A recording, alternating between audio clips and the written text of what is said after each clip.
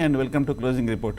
ఈరోజు మార్కెట్లో కూడా ఒక వీక్ ట్రెండ్ చూసాం. ఇవాళ మార్కెట్ చూస్తే కనుక ఓపెనింగ్ కొంచెం పాజిటివ్గా ఓపెన్ అయింది. 11,360 స్థాయి వరకు వెళ్ళి ఆ తర్వాత మార్కెట్ కొంచెం ఒక రియాక్షన్ ట్రెండ్ కంటిన్యూ అవుతూ మార్కెట్ తర్వాత నెక్స్ట్ మేజర్ కీలకమైన మద్దతు 11,250 లెవెల్స్కు వెళ్ళి దాని దిగువకి ట్రేడ్ అయ్యి మళ్ళీ కొంచెం బౌన్స్ బ్యాక్ అవ్వడం చూస్తున్నాం. మార్కెట్ ఓవరాల్గా చూస్తే కనుక బాగా వీక్గానే క్లోజ్ అయింది. ఇవాళ మార్కెట్ ఒక స్వల్ప రికవరీ వచ్చినప్పటికీ క్లోజింగ్లో కానీ అది చాలా నెగ్లిజిబుల్ అనుకోవచ్చు. టెక్నికల్గా పెద్ద మేజర్ ఇండికేషన్ కనిపించట్లేదు. మార్కెట్ 11,250 దగ్గర ఒక సపోర్ట్ ఉంది. ఆ సపోర్ట్ నుంచి ఒక స్వల్ప రికవరీ వచ్చింది. మార్కెట్ ఇవాళ 200 డేస్ మూవింగ్ యావరేజ్ కూడా కింద క్లోజ్ అయింది కాబట్టి కొంచెం ఒక లోయర్ లెవెల్లో ఒక చిన్న ఇంట్రాడే బౌన్స్ అనుకోవచ్చు. కానీ మార్కెట్ షార్ట్ టర్మ్లో చూస్తే కనుక వీక్గా కనిపిస్తుంది. ఎందుకంటే మార్కెట్ ఎక్కడ సపోర్ట్ తీసుకుంటుందో చూడాలి. కొంతకాలం కన్సాలిడేషన్ అయ్యి అట్లీస్ట్ ఇంత భారీగా పడింది కాబట్టి ఒక కపుల్ ఆఫ్ వీక్స్ ఒక 2-3 వారాలైనా ఒక కన్సాలిడేషన్ వచ్చి వీక్లీ చార్ట్లో అప్పుడు మార్కెట్ ఒక క్లారిటీ వస్తే అప్పుడే లాంగ్ పొజిషన్ తీసుకోవచ్చు. అప్పటి వరకు లాంగ్ పొజిషన్ అవాయిడ్ చేయొచ్చు. మార్కెట్ ఇవాళ చివరికి ఒక 60 పాయింట్లు నష్టంతో క్లోజ్ అయింది. బ్యాంక్ నిఫ్టీ చూస్తే కనుక మరింత నష్టాలతోటి 0.6% వరకు నష్టపోయింది. అలాగే మనకి బ్యాంక్స్లో చూస్తే కనుక బాగా నష్టపోయిన స్టాక్స్ సెక్టర్ సెగ్మెంట్ చూస్తే పిఎస్యు బ్యాంక్స్ బాగా నష్టపోయినాయి. బడ్జెట్ తర్వాత మనకి పిఎస్యు బ్యాంక్స్లో ఒక భారీ సెల్లింగ్ ప్రెషర్ కనిపిస్తుంది. మనకి లాస్ట్ కపుల్ ఆఫ్ వీక్స్ మార్కెట్లో పట్టడానికి ప్రధానమైన కారణం మనకు ఎఫ్ఐస్ భారీ సెల్లింగ్ అన్న విషయం మనకు తెలిసిందే. మనకి బడ్జెట్లో ఎఫ్ఐస్ మీద కొంచెం ట్యాక్స్ ఉంది అన్న వార్త రావడంతో మార్కెట్లో సెంటిమెంట్ కొంచెం తగ్గింది. ఓవరాల్గా మనకు చూస్తే కనుక ఇవాళ మిడ్ క్యాప్ స్మాల్ క్యాప్లో సెల్లింగ్ ప్రెషర్ మరింత ఎక్కువ కనిపిస్తుంది. మిడ్ క్యాప్లో చూస్తే కనుక ఇంచుమించు ఒక 1.9% అంటే దాదాపు 2% వరకు రియాక్షన్ వచ్చింది. అలాగే స్మాల్ క్యాప్లో చూస్తే కనుక ఒక 1.5% 1.5% వరకు రియాక్షన్ వచ్చింది. గత కొన్ని నెలలుగా చూస్తే కనుక మిడ్ క్యాప్ స్మాల్ క్యాప్లో ఒక కంటిన్యూస్ డౌన్ ట్రెండ్లోకి వెళ్ళడం మనం చూస్తున్నాము. మార్కెట్ ఏ గ్రూప్లో మధ్యలో బౌన్స్ బ్యాక్ వచ్చినప్పటికీ మిడ్ క్యాప్ స్మాల్ క్యాప్లో మటుకు ఆ సెల్లింగ్ ప్రెషర్ ఆగట్లేదు. ప్రతి రైజ్లోనూ ఒక కరెక్షన్ రావడం మనం చూస్తున్నాం. ఇవాళ చూస్తే కనుక ఆటోమొబైల్ స్టాక్స్ బాగా వీక్గా క్లోజ్ అయింది. ఇవాళ ఇంచుమించు 2% పడింది. ఎఫ్ఎంసీజీ హిందుస్థాన్ లీవర్ ఎఫెక్ట్ తోటి కొంచెం నిలబడింది. ఓవరాల్గా చూస్తే కనుక వీక్గా కనిపిస్తుంది. ఐటీ 0.8% వరకు కరెక్ట్ అయింది. మెటల్స్ 2.5% వరకు నష్టపోయింది. ఫార్మా మనకి 1.8% వరకు పడింది. సో ఆన్ ద హోల్ మార్కెట్లో ఒక భారీ సెల్లింగ్ ప్రెషర్ అనేది కంటిన్యూ అవుతుంది. సో ఇది ఎప్పుడు సపోర్ట్ తీసుకుంటుందో అని మనం చూడాలి. బహుశా నేను అనుకోవటం కీలకమైన మద్దతు 11,000 దగ్గర ఉంది కాబట్టి అక్కడ ఏమైనా కొంచెం ఆగే అవకాశాలు కనిపిస్తుంది షార్ట్ టర్మ్లో. అలాగే ఇప్పుడు నిఫ్టీ ఒకసారి మన టాప్ 5 స్టాక్స్ నిఫ్టీ గెయినర్స్లో చూద్దాం. ఆ తర్వాత టాప్ 5 లూజర్స్ చూద్దాము, వాటి టెక్నికల్ పరిస్థితి. ఆ తర్వాత మామూలుగా ఇన్వెస్ట్మెంట్ స్టాక్స్కి వెళ్దాం. ఫస్ట్ ఇవాళ జీ ఎంటర్టైన్మెంట్ ఇవాళ చూస్తే కనుక రిజల్ట్ తర్వాత 4.3% వరకు భారీగా లాభపడింది. 376 రూపాయల్లో క్లోజ్ అయింది జీ ఎంటర్టైన్మెంట్. మన జీ ఎంటర్టైన్మెంట్ 320, 330 లెవెల్స్ నుంచి ఈ మధ్య గత కొన్ని వారాలుగా ట్రాక్ చేస్తూ వస్తున్నాం. అక్కడ లాంగ్ టర్మ్ సపోర్ట్ స్ట్రాంగ్గా కనిపిస్తోందన్న ఆ విషయం కూడా మనం చెప్పుకున్నాము. ఈ మధ్యకాలం చూస్తే కనుక జీ ఎంటర్టైన్మెంట్ కొంచెం బాగా పెరిగింది. సో ప్రస్తుతానికి కానీ ఈ మధ్య 30-40 రూపాయలు అంటే 10 to 15% వరకు షార్ట్ టర్మ్లో పెరిగింది జీ ఎంటర్టైన్మెంట్. ప్రస్తుతానికి సపోర్ట్ లెవెల్ రెసిస్టెన్స్ చూస్తే కనుక ఇంచుమించు 380, 390 లెవెల్స్ దగ్గర ఉంది కాబట్టి ప్రస్తుతానికి ఫ్రెష్ బయింగ్ అయితే అవాయిడ్ చేయడం మంచిది. ఉన్నాయంటే కనుక షార్ట్ టర్మ్లో అయితే హైయర్ లెవెల్లో 380, 390 లెవెల్స్లో షార్ట్ టర్మ్ ప్రాఫిట్ బుక్ చేయొచ్చు. ఏషియన్ పెయింట్స్ ఈ మధ్య 2-3 రోజులుగా బాగా పెరుగుతోంది. 3.5% వరకు పెరిగింది. 1,478 రూపాయల్లో క్లోజ్ అయింది ఏషియన్ పెయింట్. ఏషియన్ పెయింట్ టెక్నికల్గా బాగా పాజిటివ్గా కనిపిస్తుంది. ఫండమెంటల్గాను స్ట్రాంగ్గా ఉన్న విషయం మనకి తెలిసింది. హిందుస్థాన్ లీవర్ ఇవాళ 2% వరకు పెరిగింది. హిందుస్థాన్ లీవర్ ఇవాళ చూస్తే కనుక 1,730 రూపాయల్లో క్లోజ్ అయింది Hindustan Unilever. So Hindustan Unilever మనకి ఈ మధ్య కాలంలో పెరిగింది కాబట్టి ఒకసారి టెక్నికల్గా చూస్తే కనుక లాస్ట్ ఒక కపుల్ ఆఫ్ మంత్స్గా చూస్తే కనుక యూనిలీవర్ 1,700 రూపాయల దగ్గర చాలా స్ట్రాంగ్ సపోర్ట్ తీసుకుంది. ఎందుకంటే మొన్న మేలోనూ అలాగే మొన్న ఏప్రిల్లోనూ చూస్తే కనుక మొన్న నవంబర్లో చూస్తే కనుక 3 నెలల పాటు అలాగే ఈ వారంలో చూస్తే కనుక 1,700 దగ్గర నుంచి స్ట్రాంగ్ రీబౌండ్ బయింగ్ సపోర్ట్ కనిపిస్తోంది. వీక్లీ చార్ట్లో కూడా బాగానే క్లోజ్ అయింది. దీన్ని బట్టి చూస్తుంటే మనకి కరెక్షన్ ఈ లెవెల్లో ఆగే అవకాశాలు కనిపిస్తుంది. యూనిలీవర్కి 1700 నుంచి కొంచెం ఫర్దర్గా షార్ట్ టర్మ్ ర్యాలీ వచ్చే అవకాశాలు కనిపిస్తుంది హిందుస్థాన్ యూనిలీవర్. నెక్స్ట్ స్టాక్ చూస్తే కనుక ఇవాళ HDFC housing development finance corporation చూస్తే కనుక ఇవాళ ఒక 2% వరకు పెరిగింది. Housing development finance corporation course ఇవన్నీ కూడా ఏ గ్రూప్ అన్నీ కూడా ఫండమెంటల్గా స్టాండర్డ్ కంపెనీస్ అన్న విషయం మనకు తెలిసింది. టెక్నికల్గా చూస్తే కనుక housing development finance corporation HDFC గత కొన్ని నెలలుగా అవుట్ పెర్ఫార్మ్ చేసిన స్టాక్ 1900 నుంచి 2350 రూపాయల వరకు వెళ్ళి కొంచెం స్వల్ప కరెక్షన్కి గురైంది. హయ్యర్ లెవెల్లో కొంచెం ప్రెషర్ ఉంది. షార్ట్ టర్మ్ కానీ కొంచెం ఇవాళ బౌన్స్ బ్యాక్ అయినప్పటికీ షార్ట్ టర్మ్ కరెక్షన్ కనిపిస్తుంది. ఎందుకంటే ఈ 4-5 వారాలుగా బాగా పెరిగి మనకి ఈ 2-3 రోజులుగా హై లెవెల్ నుంచి కరెక్షన్ వస్తుంది కాబట్టి కొంచెం సెల్లింగ్ షార్ట్ టర్మ్ కరెక్షన్లకు వెళ్ళే అవకాశాలు కనిపిస్తుంది హెచ్డిఎఫ్సి. నెక్స్ట్ స్టాక్ చూస్తే గెయినర్ చూస్తే కనుక హెచ్సిఎల్ టెక్నాలజీస్ కూడా ఈ మధ్యకాలంలో మనకి ఐటీ స్టాక్స్లో పెద్ద ర్యాలీ కనిపించలేదు మనకి. హెచ్సిఎల్ టెక్నాలజీస్ చూస్తే కనుక కొంచెం ఇవాళ ఒక 2% వరకు రీబౌండ్ అయింది. ఓవరాల్గా హెచ్సిఎల్ టెక్నాలజీస్ చూస్తే కనుక 1000 రూపాయల దగ్గర గట్టి సపోర్ట్ కనిపిస్తుంది. 1000 రూపాయల దగ్గర ఎందుకంటే లాస్ట్ 3 వారాలుగా 1000 రూపాయల దగ్గర కరెక్షన్ ఆగింది. అలాగే మార్చిలో చూస్తే కనుక 1000 రూపాయల దగ్గర స్ట్రాంగ్ బాటం ఏర్పడింది. అలాగే నవంబర్ డిసెంబర్లో చూస్తే కనుక 1000 రూపాయల దగ్గర బాగా వాల్యూమ్స్తో పాటు హెక్టిక్ ట్రేడింగ్ యాక్టివిటీ కనిపించింది. కాబట్టి షార్ట్ టర్మ్లో 1000 రూపాయల దగ్గర హెచ్డిఎల్ టెక్నాలజీస్కి గట్టి మద్దతు కనిపిస్తుంది. సో మార్కెట్ ఏమాత్రం ఇక్కడ కనుక కొంచెం నిలబడితే హెచ్సిఎల్ టెక్నాలజీస్ కూడా ఇక్కడ నుంచి షార్ట్ టర్మ్ అప్ ట్రెండ్కి వెళ్ళే అవకాశాలు కనిపిస్తుంది. ఒకవేళ కనుక ఈ 2-3 రోజులు హెచ్సిఎల్ టెక్నాలజీస్ 1000 రూపాయల పైన కనుక నిలబడితే 1000 రూపాయల దగ్గర లాంగ్ పొజిషన్ తీసుకొని ఎమ్మడే ఒక 10-20 రూపాయల కింద ఇనీషియల్ స్టాప్ లాస్ పెట్టుకోవాలి. ఇవి టాప్ 5 గెయినర్స్, వాటి యొక్క టెక్నికల్ పొజిషన్. ఇప్పుడు నెక్స్ట్ టాప్ 5 లూజర్స్ చూద్దాం, వాటి టెక్నికల్ పొజిషన్ ఎలా ఉందో చూద్దాం. యూపీఎల్ ఇవాళ 5.5% వరకు పడింది. ఈ మధ్యకాలంలో చూస్తే కనుక యూపీఎల్ మనకి లాస్ట్ 6 మంత్స్గా 1 ఇయర్గా బాగా కంటిన్యూస్గా పెరుగుతూ వస్తున్న స్టాక్ 700 రూపాయల దగ్గర క్లియర్ టాప్ ఏర్పడింది 2-3 వారాలు. ఆ తర్వాత కరెక్షన్ ట్రెండ్కి ఎంటర్ అయింది. సో వీక్ క్లోజింగ్ చూస్తున్నాము యూపీఎల్. షార్ట్ టర్మ్లో చూస్తే కనుక ఇంత క్రితం ఓవర్ బాట్ పొజిషన్ నుంచి అడ్జస్ట్మెంట్ జరుగుతుంది. షార్ట్ టర్మ్ కొంచెం వీక్ ట్రెండ్ ఉండే అవకాశాలు కనిపిస్తుంది. నేను అనుకోవటం యూపీఎల్ ఇమీడియట్ సపోర్ట్ 600 రూపాయల్లో ఉంది. 600 రూపాయల పైన కనుక నిలబడితే మళ్ళీ షార్ట్ టర్మ్ బై పొజిషన్ తీసుకోవచ్చు. 600 కింద క్లోజ్ అవుతే షార్ట్ టర్మ్లో కొంచెం వెయిట్ చేయడం మంచిది. Next top loser of the day వాళ్ళు చూస్తే కనుక 5% వరకు పడిన stock Adani ports. Adani ports ఈ మధ్యకాలంలో మనకి బాగా పెరిగింది.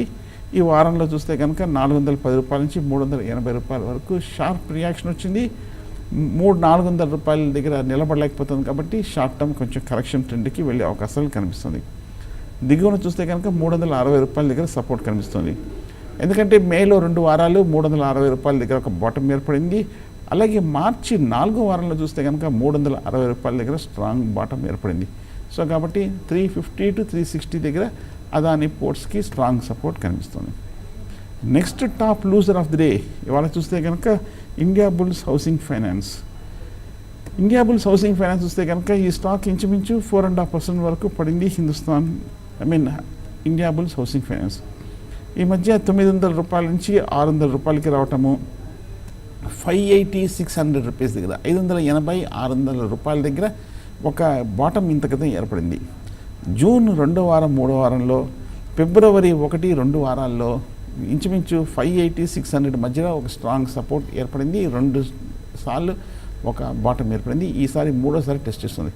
ఈసారి కనుక 600 బ్రేక్ అయ్యి మళ్ళీ కొంచెం 600 పైన కనుక సస్టైన్ అవ్వగలిగితే ఇండియా బుల్స్ హౌసింగ్ ఫైనాన్స్ని షార్ట్ టర్మ్ బై తీసుకోవచ్చు.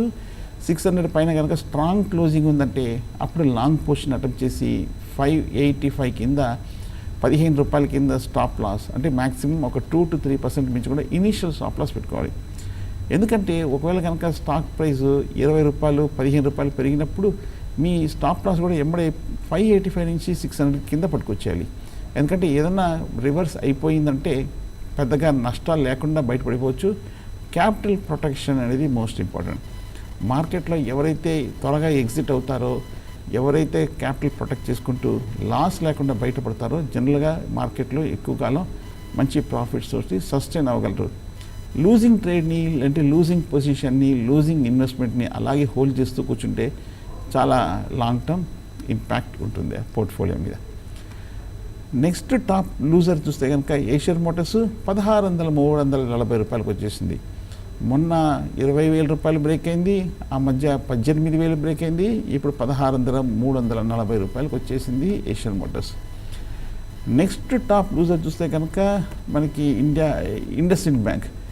ఇండస్ ఇండ్ బ్యాంక్ రిజల్ట్ వచ్చింది, రిజల్ట్ తర్వాత కొంచెం రికవరీ వచ్చింది, కానీ ఇండస్ ఇండ్ బ్యాంక్ బాగా వీక్గా కనిపిస్తుంది. ఈ మధ్య 1,550 రూపాయల నుంచి ఆల్మోస్ట్ 1,350 రూపాయలకు వస్తుంది. 1350 దగ్గర స్ట్రాంగ్ సపోర్ట్ కనిపిస్తుంది, ఎందుకంటే మే 2వ వారంలో 1350 దగ్గర సపోర్ట్ ఏర్పడింది, జూన్ 3వ వారంలో 1315 దగ్గర ఒక బాటం ఏర్పడింది. ఇప్పుడు 3వసారి బహుశా ఫైనల్ అటెంప్ట్లో టెస్ట్ చేస్తుంది 1350 లెవెల్స్ని ఇండస్ ఇండ్ బ్యాంక్. ఈ 2-3 రోజులు ఏమైనా కొంచెం 1350 బ్రేక్ అయ్యి దానిపైన కనుక స్ట్రాంగ్గా క్లోజ్ అవుతే అట్లీస్ట్ 2-3 రోజులు అప్పుడు సపోర్ట్ తీసుకున్నట్టు, అప్పుడు షార్ట్ టర్మ్లో లాంగ్ పొజిషన్ అటెంప్ట్ చేయొచ్చు.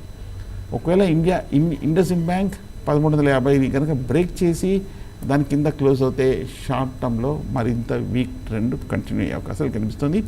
ఇవి ఏ గ్రూప్కి సంబంధించిన technical levels, short term trend, short term strategy for top 5 gainers, top 5 losers చూసాము. ఇప్పుడు నెక్స్ట్ మనం చూసేది వాళ్ళ ఇన్వెస్ట్మెంట్ స్టాక్స్లో టాప్ గెయినర్స్, టాప్ లూజర్స్ ఒకసారి చూద్దాం, వాటి విశ్లేషణ కూడా ఒకసారి చూద్దాం. KRBL ఇవాళ చూస్తే కనుక బాగా అవుట్స్టాండింగ్గా పెరిగింది, ఇవాళ ఇంచుమించు ఒక 11% వరకు పెరిగింది KRBL చూస్తే కనుక ఒకసారి టెక్నికల్గా ఈ మధ్య 360 రూపాయల నుంచి 200 రూపాయల వరకు పడిపోయింది.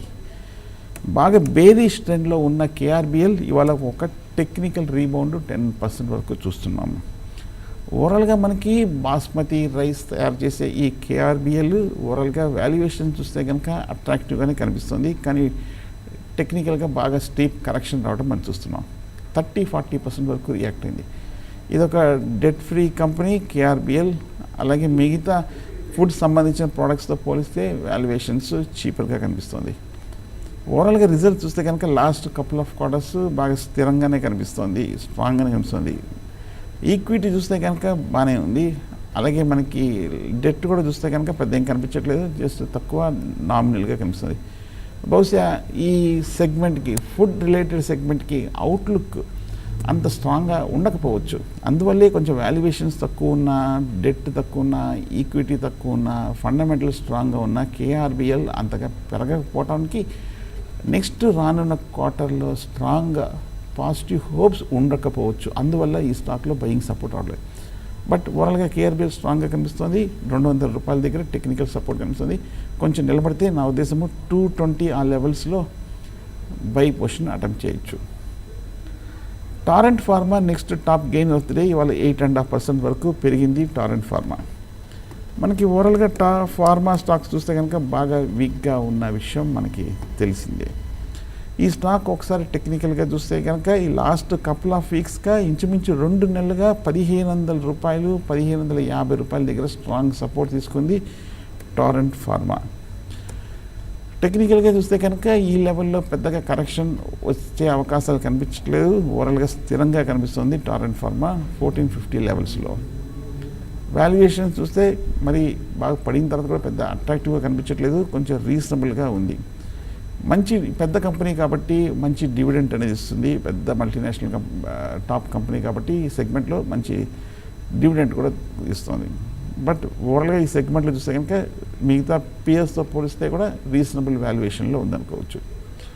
ప్రాఫిట్స్ లాస్ట్ క్వార్టర్ చూస్తే కనుక చాలా పాజిటివ్గా వచ్చింది టారెంట్ ఫార్మాకి. అలాగే మనకి ఈ స్టాక్లో చూస్తే కనుక ఈక్విటీ కూడా కొంచెం ఎక్కువగా, మరీ ఎక్కువ కాదు, కొంచెం ఎక్కువ కనిపిస్తుంది. అలాగే మోస్ట్ ఇంపార్టెంట్గా డెట్ కూడా బాగా కనిపిస్తుంది టారెంట్ ఫార్మాకి. సో కొంచెం ఎక్కువ ఈక్విటీ, డెట్ కూడా ఉండడం వల్ల అంతగా పెరుగుతున్నట్టు కనిపించట్లేదు. బట్ ప్రస్తుతానికి షార్ట్ టర్మ్లో ఈ మధ్య మూమెంట్ చూస్తుంటే టారెంట్ ఫార్మా కొంచెం స్థిరంగా కనిపిస్తుంది. నెక్స్ట్ టాప్ గెయినర్ చూస్తే ఇవాళ 5.5% వరకు పెరిగిన స్టాక్ ఇవాళ 111 రూపాయల్లో క్లోజ్ అయింది రెడింగ్టన్ ఇండియా. ఈ స్టాక్ కూడా పెద్దగా మనం ఈ మధ్య కాలంలో వినలేదు కాబట్టి రెడింగ్టన్ ఇండియాని ఒకసారి ఫండమెంటల్గా టెక్నికల్గా చూద్దాము. ఫస్ట్ టెక్నికల్గా చూస్తే కనుక 70 రూపాయల నుంచి 111, 115 రూపాయల వరకు పెరిగింది రెడింగ్టన్ ఇండియా.